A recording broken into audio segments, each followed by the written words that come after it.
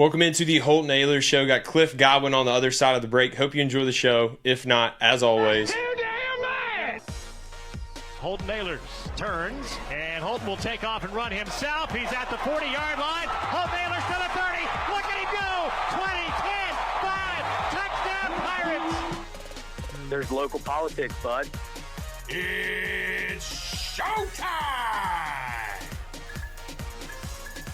And we are back. This is going to be a good one. I'm excited. We've tried to get it for a while. He's a traveling man right now. So, Coach, welcome into the show. Hey, my pleasure, my privilege to be here. Glad you could get me in here.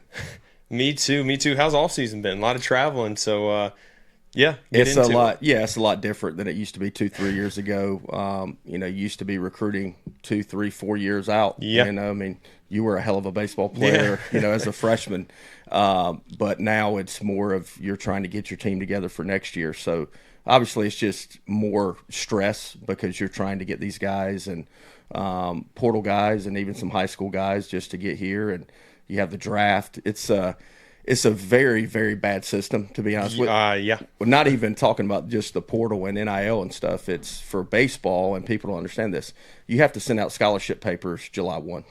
The draft isn't until the middle of July. It was July 14th through the 16th. So you knew if some guys are coming back or not.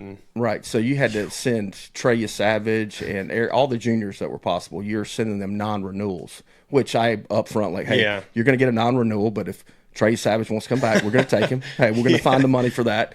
But it's just a bad deal. And then you got the portal and throw, all the NIL stuff going in there. And for people that are talking specifically baseball, I just want everybody to understand this. For our guys for NIL, we're just trying to cover expenses. Yeah. It's not like football and basketball where these guys are making a lot of money. We're just trying to cover expenses because as of today, we only have 11.7 scholarships. Well, you've heard me say this, but Trey Savage was on 43% when he came in, and he might have made a little bit of money last year with NIL, but out of state, it's around 40 grand. So, you got to cover another, 25 grand, when he's on a 43% scholarship. So much different than what, football and basketball with full rides and stuff. Cliff Godwin interview brought to you by Anson Belts. Over 10,000 combinations of micro-adjustable holeless belts. Best belt in the game. You can mix and match the buckle to fit the occasion. If you want to match the shoes, they got tons of belts. I actually went in their warehouse or their design studio in Beaufort with David, their founder.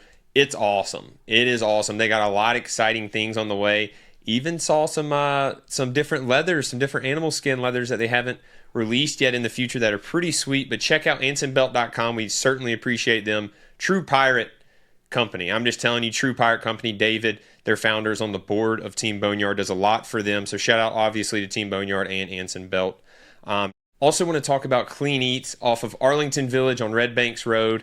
Look, they're a great company, great pirate company, and they help out their players. Look, if you're looking to meal prep, get your body feeling better, most of their meals are under $8. Also, summer, love shakes around the summer. If you just want to go quick in for a stop, I recommend the chocolate peanut butter or the chocolate banana shake. They're both very, very good. They got walk-in, you can eat and dine in. They got a freezer of already meal prepped meals, or you can customize it and then go pick it up every Sunday. All different options to make sure that your body is right. Look, eating healthy is hard, but when you have Clean Eats on your side, it's really not that hard. Go check them out. Thank you, Scott, for supporting the pod. Cut. There should be change. Is there not rules going into place now? What do you know about that, if they've passed or anything like that? Because that is a big deal, obviously, for baseball. Yeah, so the proposal is for 34 full rides. Yep. Now, how is that going to look at East Carolina versus North Carolina versus, you're going to have some, flexibility, but, where we've put our baseball program, I mean, we have the third most wins of any Division I baseball team in the country since 2018. I didn't even know that until somebody sent it to me. And, I mean, when you're in it every day, you know that. Yeah, you're just grinding every day trying to be the best you can. You get lost in it almost. You get lost in it, and since 2015, when that was our first season here, you can go through any great program on the Southeast, and we have more wins than they do. And that's just because we have great people inside of our organization, coaches, support staff, of course, players.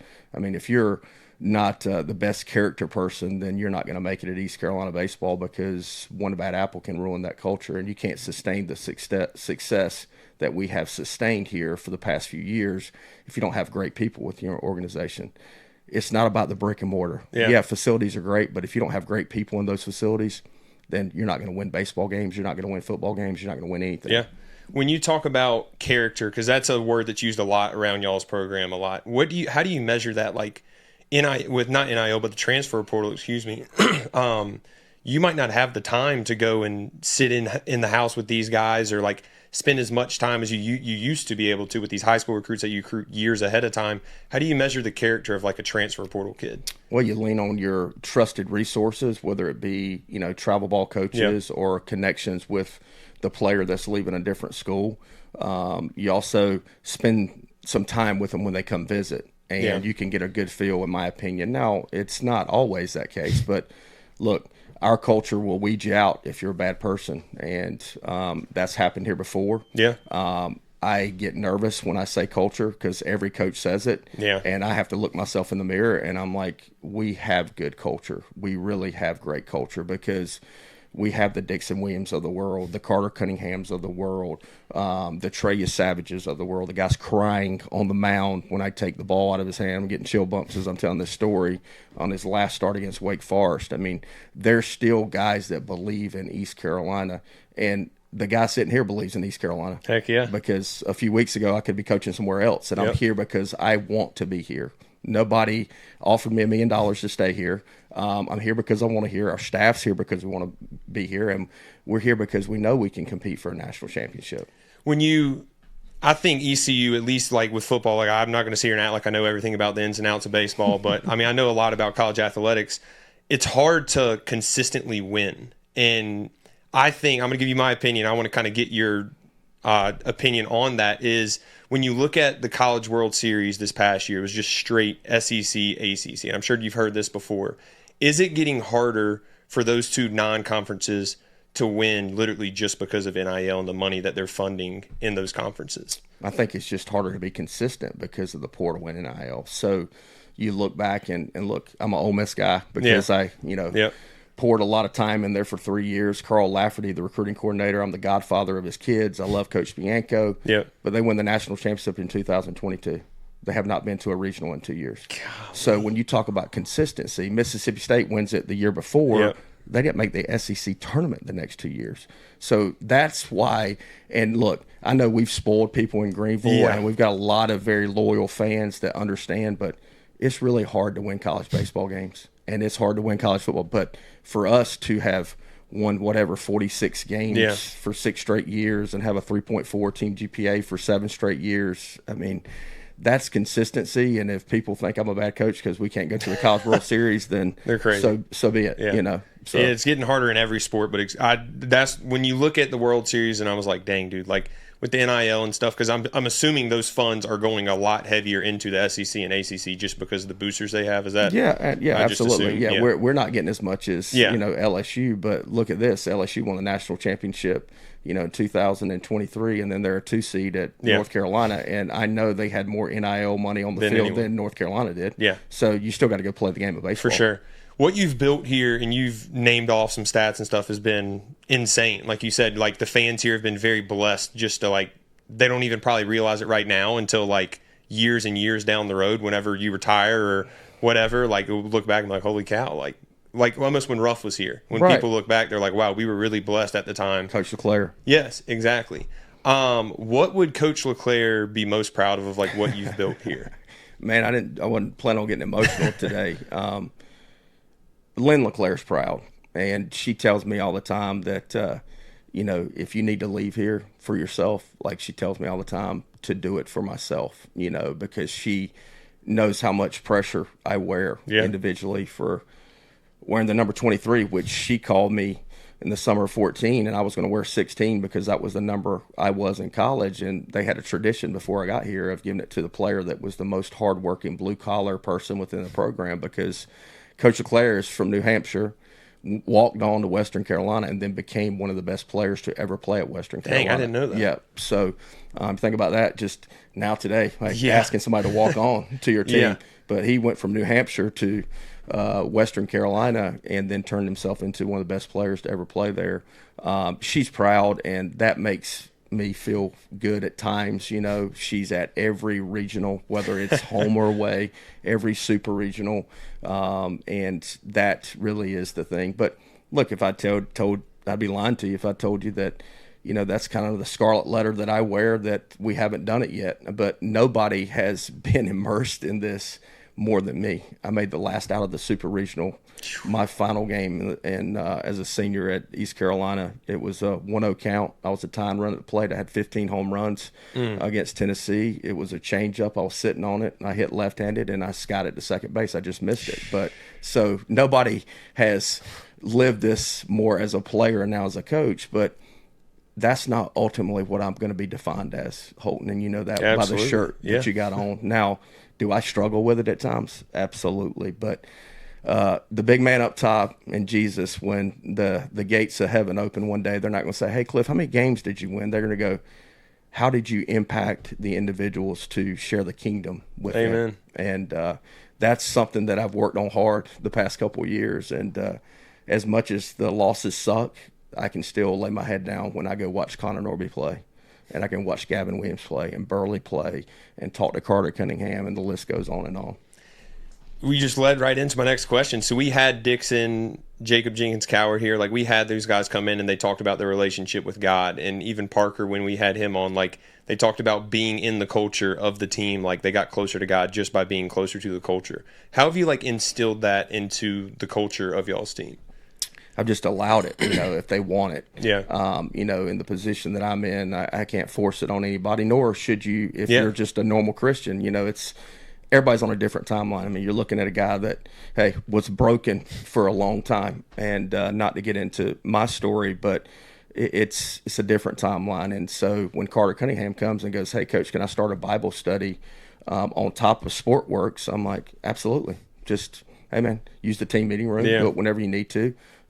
They're doing devotions on the road when we go travel. That's awesome. I don't organize it. Carter Cunningham did it. Parker, Bird, and Dixon are going to take on a lot of that responsibility. This is coming from Carter, so Parker and Dixon, it's not coming from Coach Godwin. I mean, I think I can't even remember where we were on the road, but like my dad was on the trip and my dad went to the Bible study. Like, how cool is that? You know, so just things like that, but you just allow it if that's what they want to do.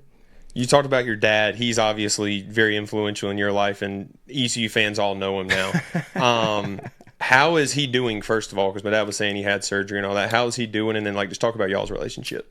It's continued to grow, you know, because, you know, my dad and I had the coach-son relationship a lot. I understand it. You know, there were some tough moments, man, in high school. I can tell you, I didn't always like that guy because he was extremely hard on me, but I wouldn't be where I am today without it. Absolutely. He loves to come to ECU baseball games and to dap our guys up and just be a part of it, you know. And he probably handles the losses probably as hard as I do, you know. But his health, he's got a scan coming up August 12th. So he actually had a little bit of an infection after he had the surgery, which has kind of delayed that. But he's playing a lot of golf, and he says he feels good. Hey, so I'm thinking he's okay, you know. We'll definitely say prayer for August 12th. Earl, what do you got for him? Yeah, one of the things we're looking at here is last draft, there was 6 players, 4 in the top 10 rounds drafted this year. Is there any players you're looking on this roster this year and thinking that they could be their names called next year and things along those lines and get drafted? Is there a few players that pop out there as like potential draft picks? Well, we're going to have a lot of new players, so I don't want to comment on those guys. So this year will be the biggest new crop of players that ECU baseball's ever had. But just off the top of my head, I mean, Dixon, obviously, I mean, you look at that guy, he's a physical specimen. Last year had a great year for us. He's had a great summer. He's really just gotten comfortable in his skin. And I know I said that a lot about Carter, but when you're a person of faith, it just allows you to play freely. And Holton, look, man, I can't, he could tell probably this, but I can't imagine the amount of pressure this dude played under at East Carolina because, you know, there's some idiot fans out there that if he throws an interception that think they can throw the football better than him. But, you know, I think it's harder for people from Greenville, North Carolina to play at East Carolina because it's a small community, and everybody's asking, how's Holton doing? Is he going to play as a freshman? How's Dixon doing? Is he going to play as a freshman? And it's just in your face all the time. So I think you have to be really grounded in your faith to allow your full potential to come out for people to see it. But there'll be some guys for sure, but I'm super happy for the guys that, were able to get the opportunity to play professional baseball. I would say this, and I've had to say this a lot the past few weeks, because the professional baseball draft is much different than the NFL draft and the NBA. And I hope nobody takes offense to this, but the NFL and the NBA, you take the next best player. Yep. Doesn't happen all the time with baseball. There's slots of money. There's pools of money. How much are teams willing to spend?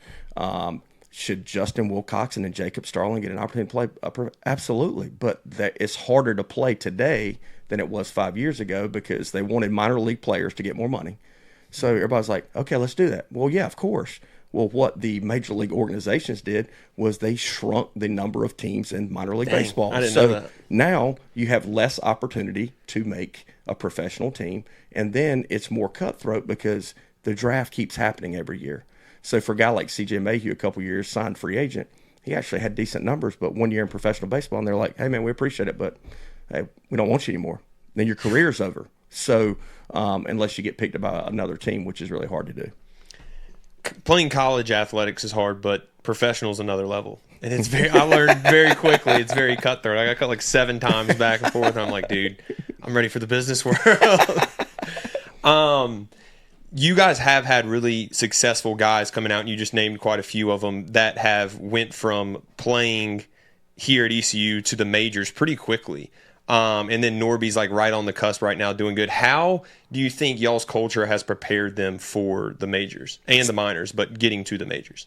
Well, I think, I told Norby's parents this weekend, or his mom, and Ethan was up there. But, Norby's probably the one that I'm most proud of because where he came from as a freshman.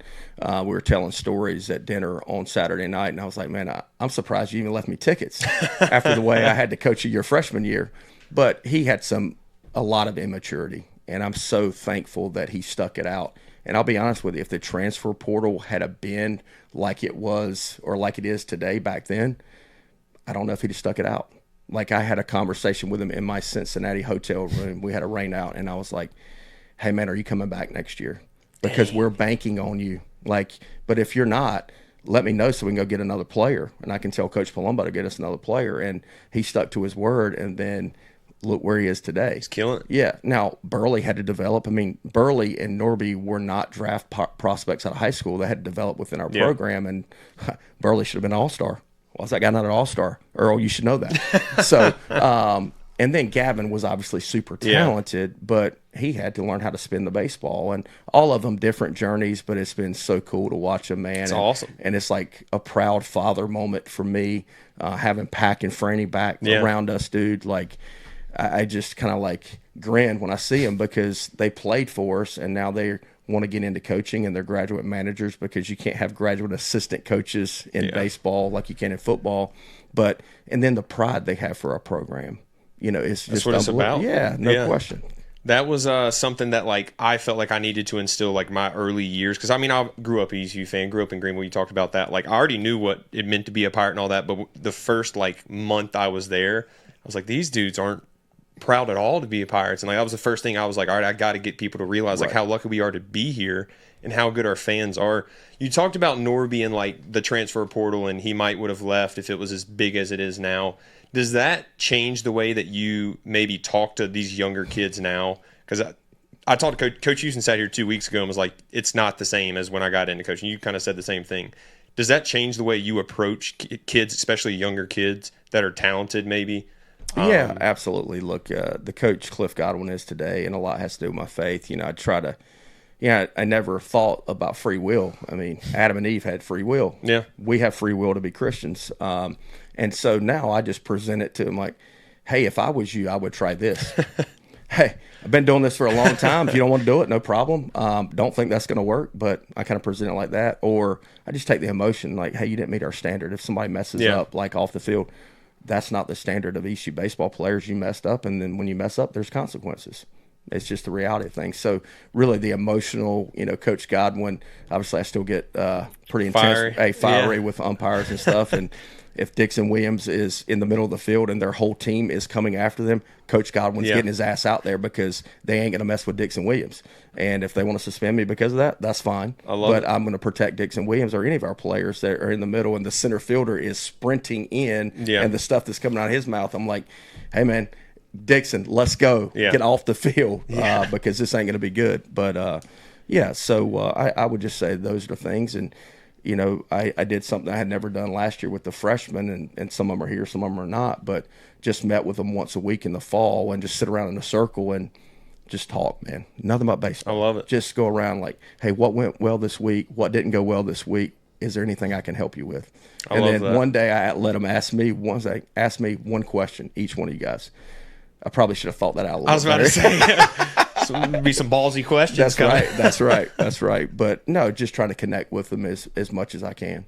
When you're wearing the 23 Club hat, you can tell people obviously how to donate if they don't know how to. But then just talk about that, because my question is, obviously we talked about the SEC and ACC have boatloads of money pouring in compared to these other schools. How has it been recruiting transfers here that are maybe getting recruited by those other teams as well? Yeah, I would say a lot of our transfers, to get your foot in the door, not all of them, you had to cover their expenses. Now, I'm going to go back to the 11.7.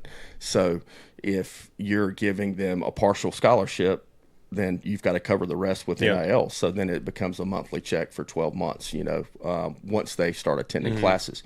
I never thought that I would have to offer a transfer NIL money until this year. So that was something that was very uncomfortable for me. I'm sure. I've been totally honest with our returning players of the fact that, hey, man, look, if you guys want to be on a great team, we're going to have to do this because we need some pitching specifically. So that's one thing. But 23club.org, Hank Hinton, is obviously helping out with the collective and stuff. He's been a rock star. I'm more of a CEO, CFO, psychologist today than I am a hitting coach, but I still want to be a hitting coach and like to be in the weeds a little bit. But Henry and Pack and Franny do a great job with that stuff. It's kind of literally what you're saying is like what Coach Houston told me 2 weeks ago. He was like, it's totally different now. Because he was big on, I want to pay the guys that are here that have been here. And then he was like, but now you literally just have to give in and pay transfers because if you want to compete, you got it, kind of like you just said.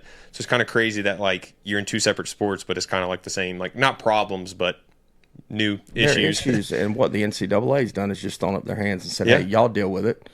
John Gilbert in the head coaches meeting told us a couple weeks ago that the NCAA spent $1 million a week last year on litigation. Oh. Yeah. And the fact that we're having to pay athletes from 2016 is the most asinine thing I think I've ever heard. Yeah. That's crazy to me. Why don't we go back to 2001 when I played? I might have got some NIL money. How far should we go back? Yeah. That's the issue. Is it's going to have to keep going back because people, like you said, you were just going to be well, I deserve to get paid too. Right. And eventually it's just going to have to keep going. Earl, what do you got for him? Yeah. Back to the transfer portal and the players departing this offseason. Are there some players on the roster right now, maybe they were on the team last year, or new players come in where you're like, if we're going to try to get back to where we were last year, this person needs to step up big time? Or is there certain players where they're going to need to step into some bigger roles than they were last year because of departures this offseason? Maybe with the catching position, losing Wilcoxon and McChrystal, you're going to need somebody stepping up there as well. Were there certain players like that you were they got to step up in order for us to have that same type of season as last year?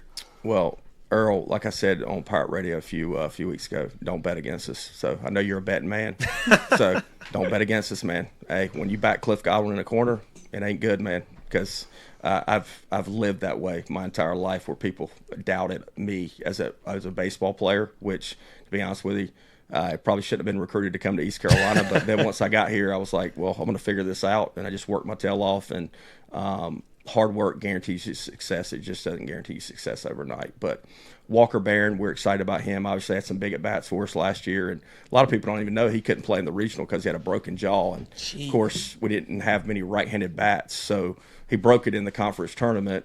In game one, his jaw was broken when he hit the pinch hit home run.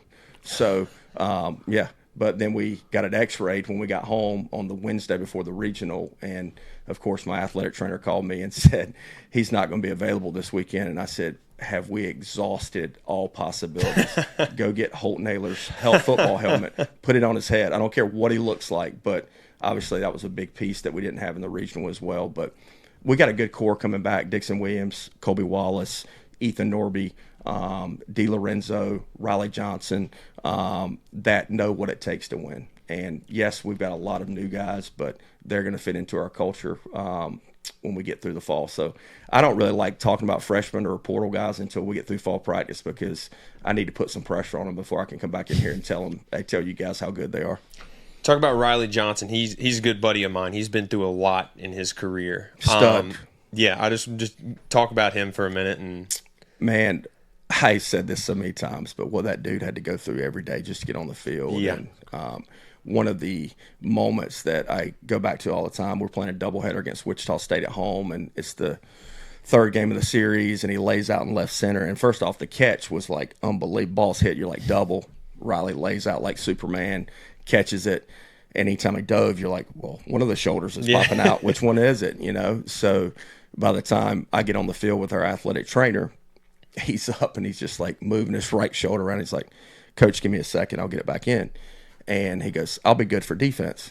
He goes, I got no idea about swinging a bat. I was like, we'll worry about that when your spot comes up. So he stays out there, comes back in. Of course, his spot's coming up. And I was like, hey, man, just give me like a nod as you're walking to the plate, like, hey, I'm good, or shake your head like I'm not good. So he walks up, and we got runners on second and third, one out.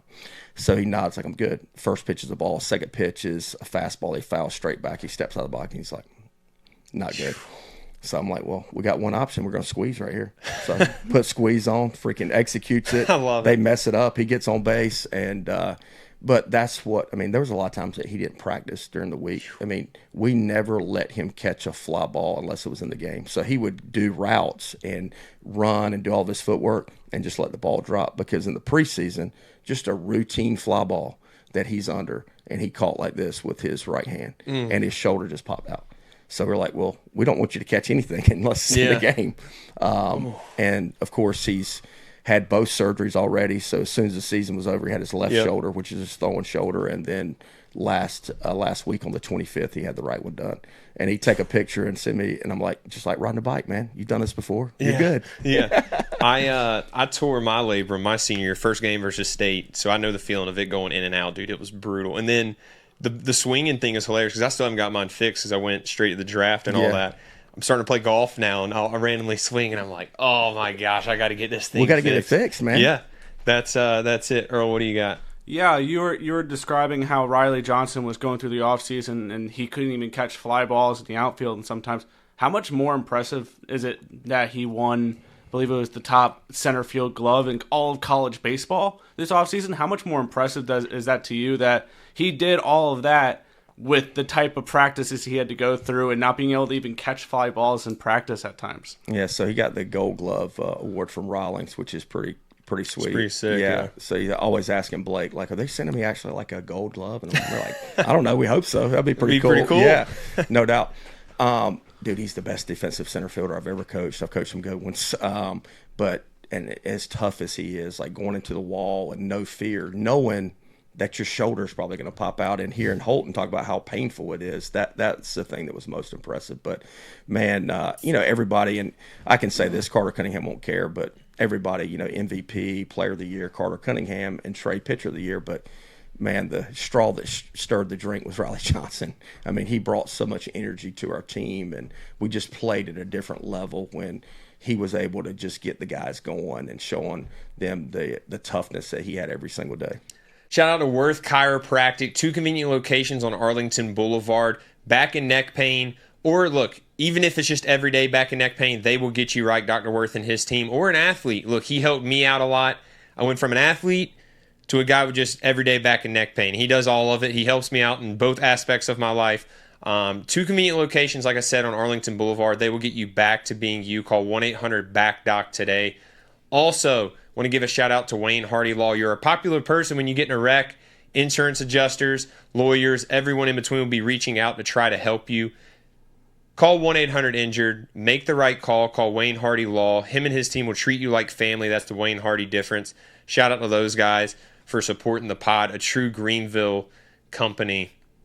Next, Madam Mesquite Goose Clubs. Our friends over there are sending stuff weekly almost, Earl. Earl's wearing one of our stuff right now. Cut to it, Earl. He is wearing the ECU Madam Mesquite Goose Club. Earl, stand up and show them the back, too, if you can. It's the ones we were showing off a few weeks ago. Babe with backs the Pirates. That's their college edition.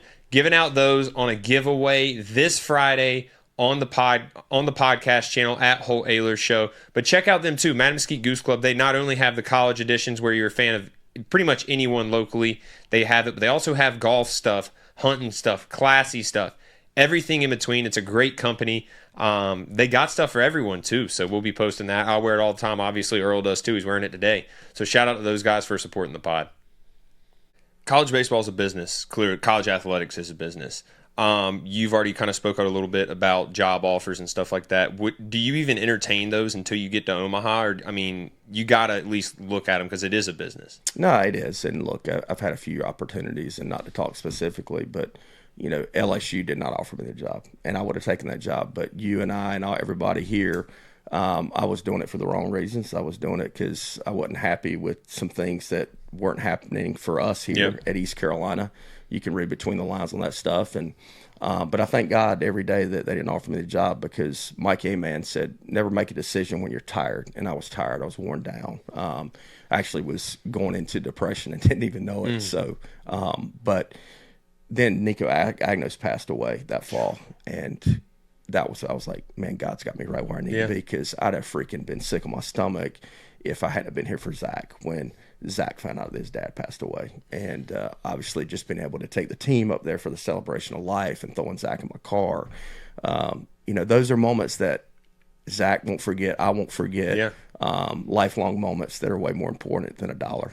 Absolutely. I think that's pretty much it, man. I appreciate you joining. Like, ECU fans don't know how lucky we are. Some of them might think they do, but they don't know. They don't know what you're putting into it, and the culture you've built, the winning success. It's not easy, like you said. It's not easy to win in anything, but especially college athletics nowadays. So. No, and look, I told my mom I would never go to East Carolina because it's too close to home. And then I ate those words in the spring of '96, and the best decision that I've ever made in my life, because I'm not married yet and I don't have kids. So that was the best decision. And thank God that he wanted me to go here, because the best friends in my entire world were guys that played with me at East Carolina. Yep. For sure. Appreciate you joining. Good luck next year, and thank you. We're pulling for you. And I'm going to see you around more, right? Yeah, I'll be around more. I'm in Greenville now. Appreciate it, Coach. Yep. What an interview with East Carolina head baseball coach Cliff Godwin. What a Pirate, man. He gets me pumped up just sitting there talking. You can tell the loyalty and the pride of being a Pirate is there. I'm glad he is leading the ship. He's going to get us to Omaha. I know we're itching at it, but he did make a lot of good points, man. It's hard to win in college athletics, and East Carolina baseball has consistently won throughout his time here since 2015. 10 years almost. That is insane. But he's definitely the guy to be leading the ship. Look, I know it's hard with the portal and NIL right now with guys entering. It seems not as positive. We are getting a lot of back. Look, he's pumped. He said bet against us. I wouldn't. He's won. Ever since he's got here, he's won. We're in regionals consistently, a lot of super regionals consistently. So keep supporting the Pirates. Club 23 and then Team Boneyard. Obviously, they're both together, but keep supporting. Look, that I've talked to, like I said, I met with Team Boneyard last week and about, talking on the pod. And they only have about 300 people who have ever contributed to this thing. So make sure you're supporting Team Boneyard if you want to support NIL and help out financially there. But hey, keep supporting the pod. We're getting a lot of good feedback. If you want a certain guest, tag us on X at Holt Ayler Show. We're going to make it happen. A lot of people wanted Cliff Godwin. We made it happen. I reached out. So football seasons are right around the corner. We're pumped about some new ideas that we're going to have there as well. So check it out. And the news of me and Caden joining the fifth quarter call-in show. We're pumped about that as well. So keep supporting us and keep interacting with us. Tell us what you want. Tell us even if it's different interactive sessions on the pod or guests as well. So we'll see you next week.